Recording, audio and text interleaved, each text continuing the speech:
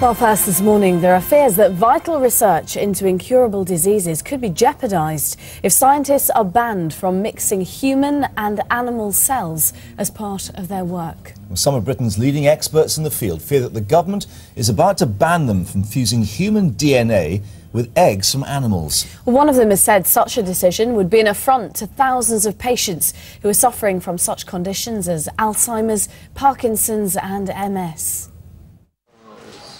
Julie Howell's working day starts late. She has multiple sclerosis. Her condition means tiredness is a constant battle and she can suffer from the shakes. She's hopeful, though, that someday stem cell research may lead to a cure. But now scientists fear that after public consultation, the government is planning to ban some procedures.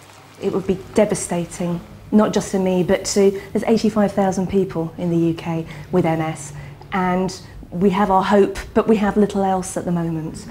And while there are some treatments to ease our symptoms, what we really need is something that is going to put a long-term stop to MS. It is an emotive subject. There are hundreds of thousands of people across Britain with degenerative disorders which can't be treated. Scientists want to use this research to explore possible cures and test new drugs. But for others, the idea of mixing the human and the animal is simply grotesque.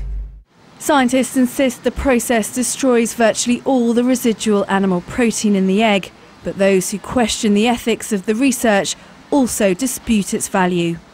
There's a sense of worry. The yuck factor comes to the fore when you think of species being joined together in this way. It's something that we instinctively don't like, and I think very wisely. Scientifically, I think there's perplexity too. We are allowed to clone human embryos. Why do we need to go down this path? The problem is that human eggs are in very short supply, while animal ones are freely available. Many stages in scientific history, we've been faced with similar scenarios. When we first began to use pig insulin back in the 50s to treat people with diabetes, we now routinely use pig heart valves in treating people with heart disease. There are a number of instances where we use human cells in combination with animal cells. Critics say this sort of research undermines human dignity. But others argue that giving hope to those with diseases like Parkinson's, Alzheimer's and MS can only help to restore it.